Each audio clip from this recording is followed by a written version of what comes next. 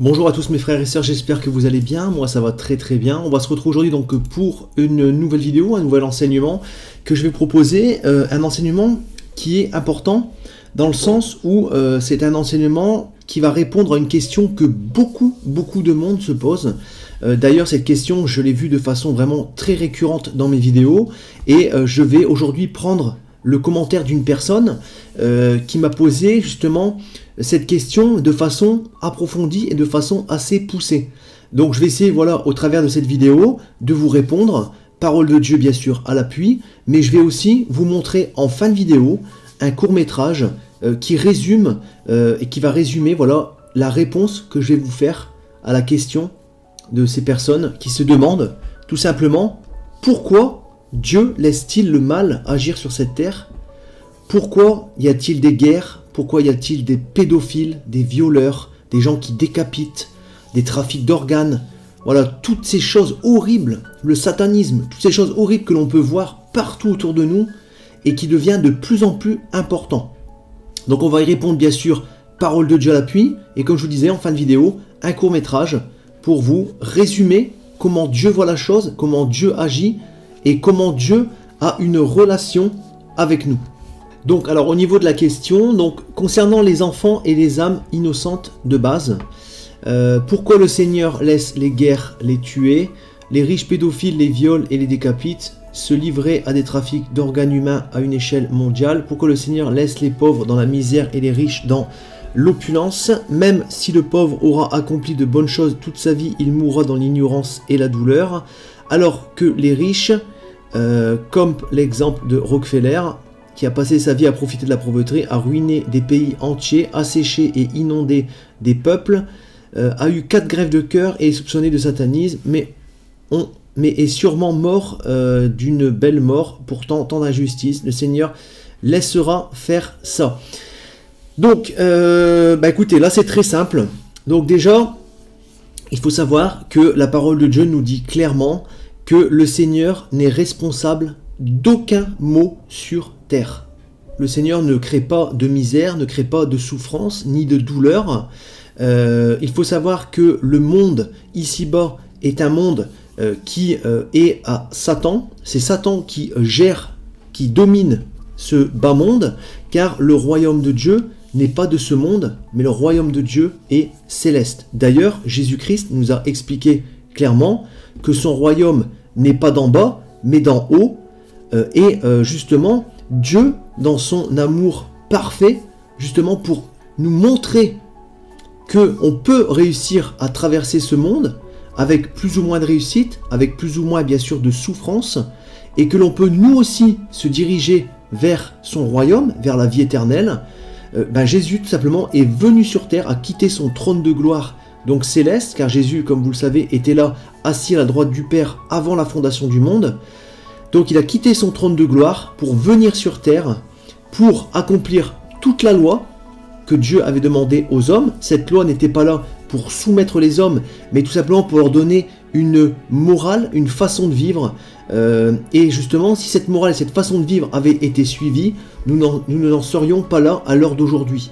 Malheureusement, Satan, lui, a détruit tout simplement cette valeur morale par le péché. Voilà pourquoi nous voyons autour de nous tant d'hommes créer le mal, créer le satanisme, créer des trafics d'organes, créer des guerres, parce que ces gens-là sont tout simplement soit satanistes, donc main dans la main avec Satan, soit corrompus, parce qu'ils se laissent endoctriner par l'argent facile, par la corruption de ce monde, et Satan, comme vous le savez, donne gloire, richesse à toutes les personnes qui suivront ses plans et qui l'accepteront.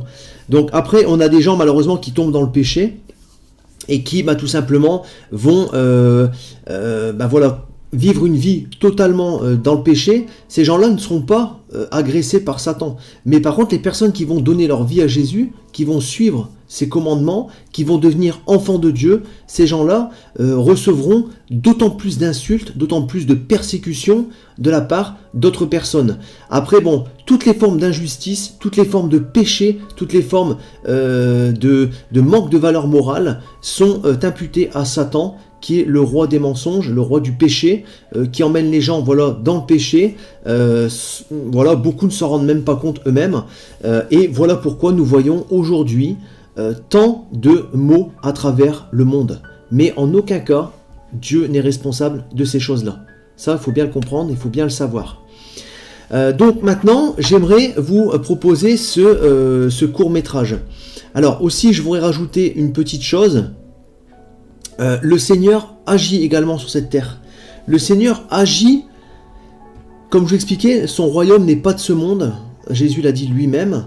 Mais Jésus est venu sur terre pour nous montrer qu'il pouvait lui aussi traverser des souffrances, traverser des crachats, des insultes, des humiliations, toutes sortes de mauvaises choses. Et il peut aussi également traverser quelque chose qui est quand même vraiment une preuve d'amour incroyable, son sacrifice. Jésus a été jusqu'à donner sa vie terrestre pour nous montrer que déjà, premièrement, nous ne devons pas nous attacher à ce monde. Ce monde n'a aucune valeur aux yeux de Dieu. Ce monde n'est qu'un passage très court et qui va nous emmener dans un monde, le royaume de Dieu, qui celui-là est éternel. Donc Jésus nous a montré en venant sur terre que nous ne devons pas nous affliger, nous préoccuper des choses mauvaises de ce monde, parce que Satan dirige et parce que automatiquement le passage que nous devons subir dans ce monde sera un passage difficile, laborieux, et que bien sûr le Seigneur rendra à chacun suivant ce qu'il aura fait sur terre.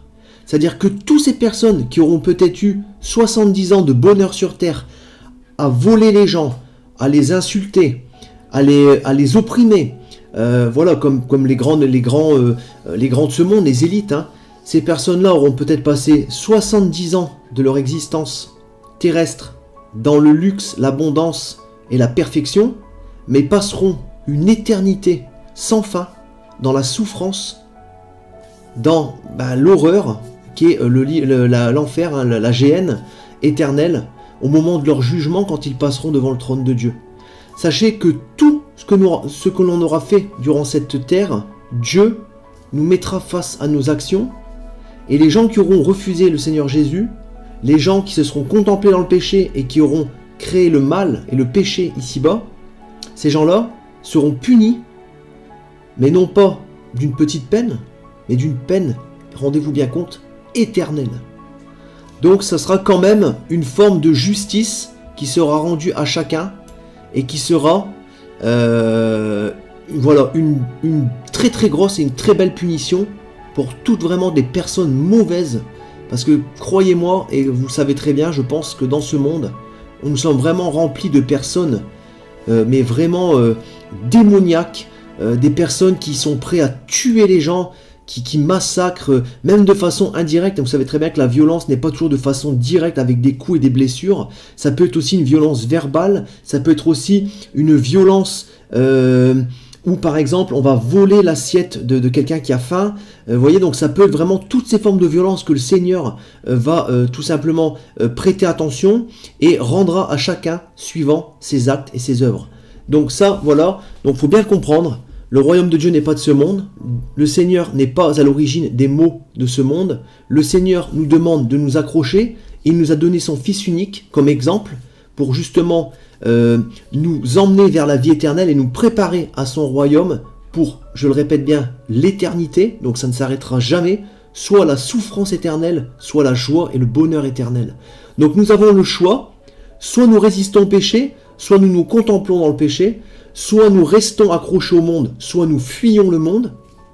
Et bien sûr, le Seigneur nous a montré justement cet exemple avec Jésus-Christ, afin que nous soyons forts, que nous prenions courage, que nous prenions également conscience, et que nous changions de voie, et que nous suivions pleinement le Seigneur Jésus. Voilà, maintenant je vous laisse donc avec ce court-métrage qui va venir donc visuellement parlant vous montrer un petit peu ce que je vous ai expliqué dans cette vidéo.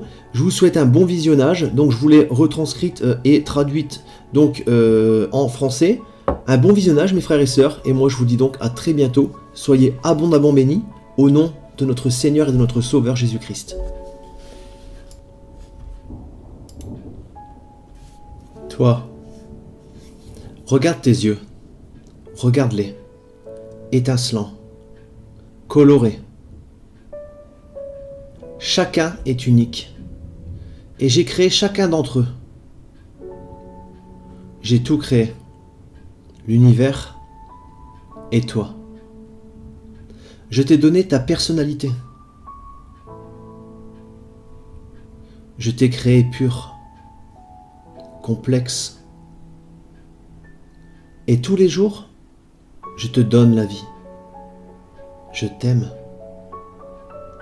Mais il s'est passé quelque chose. Tu m'as trompé. Tu ne m'as pas fait confiance. Tu as péché.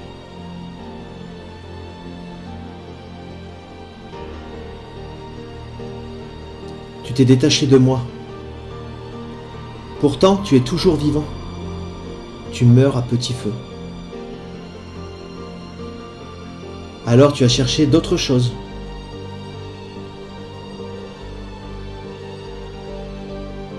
Pour remplir le vide. Mais rien ne marche.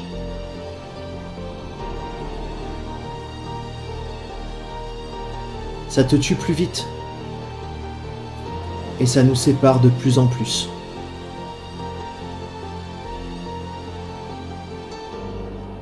Qu'est-ce que tu cherches ?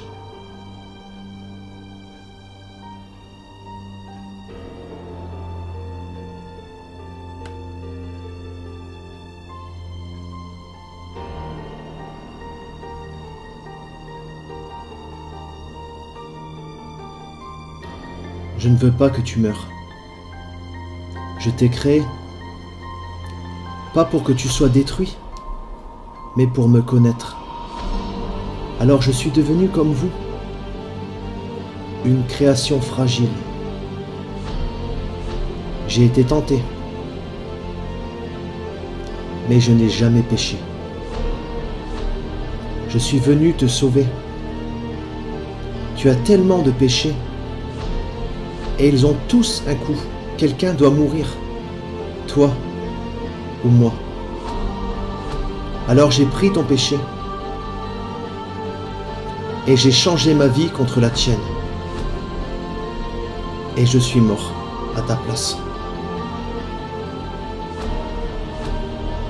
Parce que je t'aime. Puis,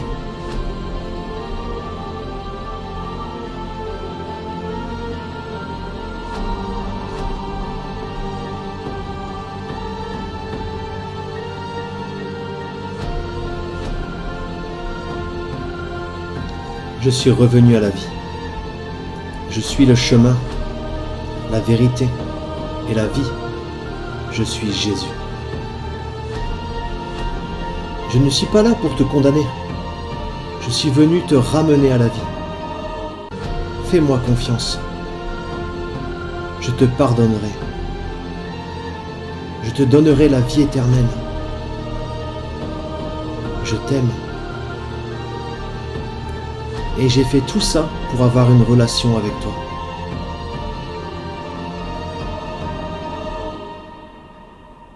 Veux-tu me suivre ? Tout pouvoir m'a été donné dans le ciel et sur la terre. Il y a plusieurs demeures dans la maison de mon Père. Si cela n'était pas, je vous l'aurais dit. Je vais vous préparer une place. Et lorsque je m'en serai allé et que je vous aurai préparé une place, je reviendrai et je vous prendrai avec moi, afin que là où je suis, vous y soyez aussi. Vous savez où je vais, et vous en savez le chemin. Je suis le chemin, la vérité et la vie. Nul ne vient au Père que par moi. Abraham, votre père, a tressailli de joie de ce qu'il verrait mon jour. Il l'a vu, et il s'est réjoui. Si vous me connaissiez, vous connaîtriez aussi mon Père, et dès maintenant vous le connaissez. Et vous l'avez vu. Et je vous le dis, avant qu'Abraham fût, je suis. Il y a si longtemps que je suis avec vous. Celui qui m'a vu a vu le Père. Les paroles que je vous dis, je ne les dis pas de moi-même. Et le Père qui demeure en moi, c'est lui qui fait les œuvres. Croyez-moi, je suis dans le Père, et le Père est en moi. Cette bonne nouvelle du royaume sera prêchée dans le monde entier pour servir de témoignage à toutes les nations. Celui qui croira et qui sera baptisé sera sauvé, mais celui qui ne croira pas sera condamné. Je m'étonne que vous vous détourniez si promptement de celui qui vous a appelé par la grâce de Christ pour passer à un autre évangile. Aucun mensonge ne vient de la vérité. Sinon celui qui nie que Jésus est le Christ, celui-là est l'antéchrist, qui nie le Père et le Fils. Quiconque nie le Fils n'a point non plus le Père. Quand un ange du ciel annoncerait un autre évangile que celui que nous vous avons prêché, qu'il soit anathème. Moi, Jésus, j'ai envoyé mon ange pour vous attester ces choses. Je le déclare à quiconque entend les paroles de la prophétie de ce livre. Si quelqu'un y ajoute quelque chose, Dieu le frappera des fléaux décrits dans ce livre. Et si quelqu'un retranche quelque chose des paroles du livre de cette prophétie, Dieu retranchera sa part de l'arbre de la vie et de la ville sainte décrits dans ce livre. Ces paroles sont certaines et véritables. Et le Seigneur, le Dieu des esprits des prophètes, a envoyé son ange pour montrer à ses serviteurs les choses qui doivent arriver bientôt. Et voici, je viens bientôt. Heureux celui qui garde les paroles de la prophétie de ce livre.